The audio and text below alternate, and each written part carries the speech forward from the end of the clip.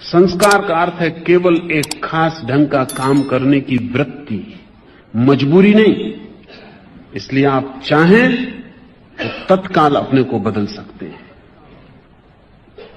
चाहें तो तत्काल बदल सकते हैं, क्योंकि ये सिर्फ केवल एक आदत है। कभी आपने ख्याल किया कि कुछ बातें आप केवल आदत के कारण किए चले जाते हैं, केवल आदत के कारण,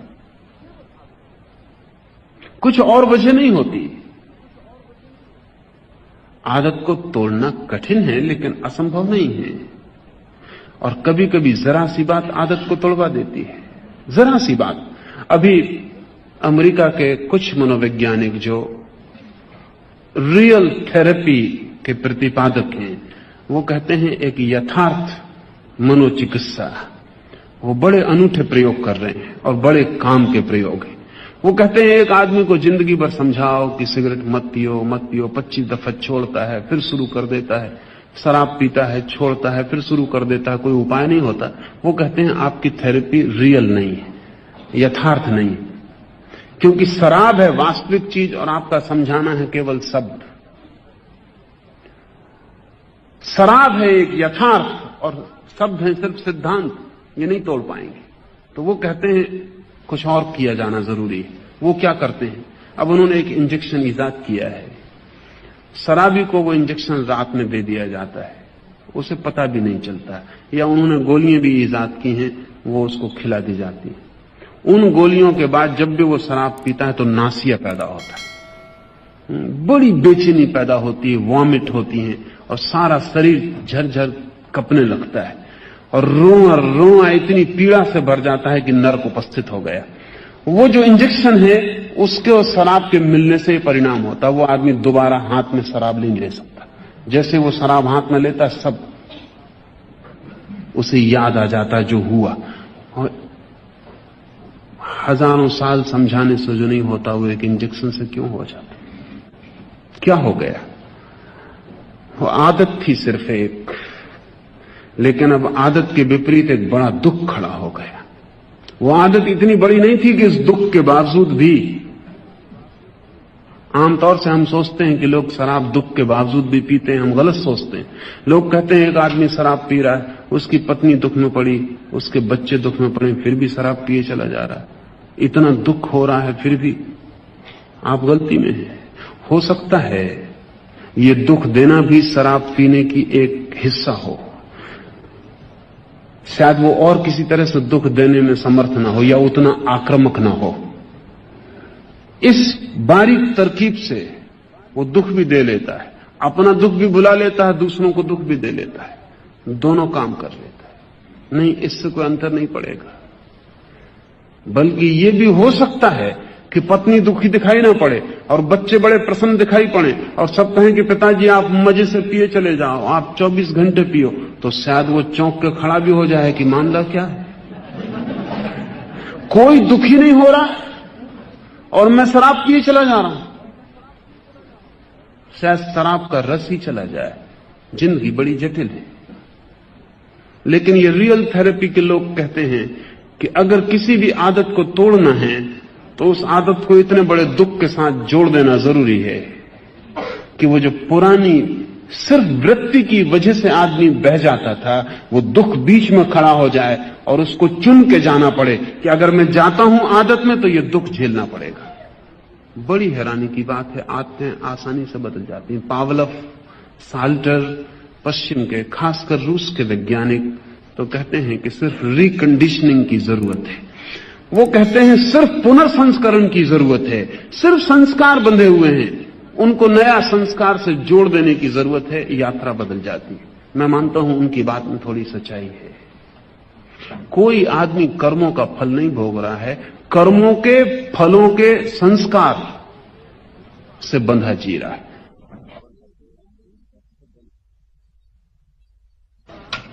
संस्कार मजबूत है अगर आप उसके साथ बहते हैं, कमजोर है अगर आप निर्णय करते हैं और रुक जाते हैं। इसलिए ऐसा कोई भी कृत्य नहीं है जिसे आप न रोक सकते हो, और अगर आप कर रहे हैं तो आप ही जिम्मेवार हैं। और अपने मन को ऐसा मत समझाना कि क्या करें, जन्मों जन्मों का कर्म फल है, भोगना ही पड़ेगा। ये भी होशियारी है। ये भी जो आप करना चाहते हैं उसको करते रहने की नीयत, और कुछ भी नहीं। ये भी जस्टिफिकेशन है, ये भी आप अपने को न्यायोचित ठहरा रहे हैं। बड़े मजे की बात है कि कर्म का सिद्धांत तो धर्म का अंग था, और हमने कर्म के सिद्धांत से अपने सब अधर्म के लिए सहारा खोज लिया। क्या कर सकते हैं? हाथ के बाहर है बात। जो हो चुका वो हो चुका, वो भोगना ही पड़ेगा। जो हो चुका वो आप भोग चुके हैं। अगर आप पुनः उसे दोहरा रहे हैं तो ये केवल एक बार बार दोहराई गई आदत है, किसी कर्म का फल नहीं। हर बार दोहरा के फल पाएंगे और हर बार आदत मजबूत होती चली जाएगी। धीरे धीरे आदमी आदतों का एक पुंज ही रह जाता है। हम सब आदतों के पुंज। इन आदतों को बदलना हो तो संकल्प की जरूरत है, और संकल्प की शुरुआत इससे होती है कि आपको ये ख्याल में आ जाए कि ये बदली जा सकती है। अगर आपको ये ख्याल है कि ये बदली ही नहीं जा सकती तो आपका संकल्प बिल्कुल मर जाएगा। एक जर्मन यहूदी फ्रेंकल पिछले महायुद्ध के वक्त जर्मनी के एक बड़े कारागृह में बंद था। उसने लिखा है, बड़ी हैरानी की बातें लिखी। उसने अपने संस्मरणों में लिखा है, क्योंकि वो एक मनस्विद है, वो निरीक्षण करता रहा क्या हो रहा है। दिसंबर करीब आ रहा था, त्योहार के दिन करीब आ रहे थे, और सभी कैदियों को यह आशा थी कि कम से कम क्रिसमस के करीब छुटकारा हो जाएगा, क्रिसमस के करीब हिटलर दया करेगा और लोग छोड़ दिए जाएंगे। फ्रेंकल ने लिखा है कि क्रिसमस तक कितनी ही तकलीफें दी गई कैदियों को, कोई नहीं मरा। लोग बीमार रहे, लेकिन एक आशा थी। क्रिसमस करीब आ रहा है, उस आशा के साथ प्राण में बल था। उसने लिखा, जिस दिन क्रिसमस निकल गया उसके 15 दिनों में अनेक लोग मरे क्रिसमस के बाद। और उसका कहना कुल कारण इतना था उस 15 दिन में मरने वालों का कि सब आशा टूट गई। क्रिसमस पर भी छुटकारा नहीं मिला, अब कोई आशा नहीं। जब आशा नहीं रह जाती तो जीवन ऊर्जा क्षीण हो जाती। जिस कारागृह में फ्रेंकल बंद था उसमें एक एटॉमिक भट्टी थी, जिसमें हजारों कैदियों को इकट्ठा रख के क्षण भर में राख किया जा सकता था। रोज हजारों कैदी राख होते थे। रोज उस भट्टी की चिमनी से धुआं निकलता था। फिर उनको कारागृह बदला गया। कोई 500 कैदी फ्रेंकल के साथ दूसरे कारागृह में भेजे गए। 2 दिन पैदल उन्हें चलाया गया। ठंडी रातें, नंगे पैर, बिना कपड़ों के, भूखे प्यासे उन्हें चलाया गया। बिल्कुल थके हुए, मुर्दा, मरे हुए वो किसी तरह पहुंचे। आधी रात में जब वो पहुंचे कारागृह में तो उनकी जांच पड़ताल होने में पूरी रात लग गई। एक एक आदमी को अंदर करने में जांच पड़ताल करके अंदर किया गया। फ्रेंकल ने लिखा है, इतनी यातना, इतनी यात्रा, इतनी थकान, भूख, परेशानी, और रात जब हम खड़े थे 12 बजे मैदान में क्यों लगा के, तो ओले पड़ने लगे, बर्फ पड़ने लगी। लेकिन फिर भी सब गीत गा रहे थे, गुनगुना रहे थे, मजाक चल रही थी, लोग हंसी कर रहे थे। और कुल कारण इतना था कि उस जेल खाने में चिमनी नहीं दिखाई पड़ रही थी। वो जो चिमनी थी पिछले जेल खाने में वो नहीं थी। सब दुख भूल गया। ये 2 दिन की यात्रा, ये वर्षों की तकलीफ सब भूल गई। ये बर्फ पड़ रही है ये भूल गया। लोग गीत गुनगुनाने लगे। फ्रेंकल ने लिखा, मैंने पहली दफा मेरे साथी कैदियों को गीत गुनगुनाते, पुरानी मजाकें दोहराते, एक दूसरे से कहानियां कहते पहली दफा सुना। तो मैं बहुत हैरान हुआ कि बात क्या है। तब थोड़ी देर में पता चला कि वो चिमनी नहीं दिखाई पड़ रही, वहां आसपास थे। कितनी ही तकलीफ होगी, मौत अभी करीब नहीं।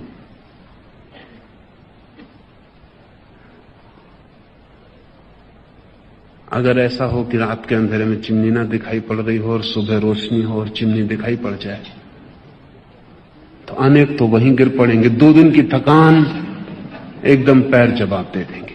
आदमी अपने भरोसों से जीता है, अपनी आशाओं से जीता है, अपने अभिप्रायों से जीता है। अगर आपको ख्याल है कि आप अपने को बदल सकते हैं, ये ख्याल ही बदलाहट की पहली बुनियाद बन जाती है।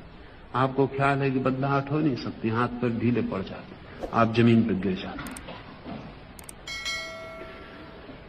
जिंदगी की ऊर्जा आपके ख्यालों से उठती और गिरती है।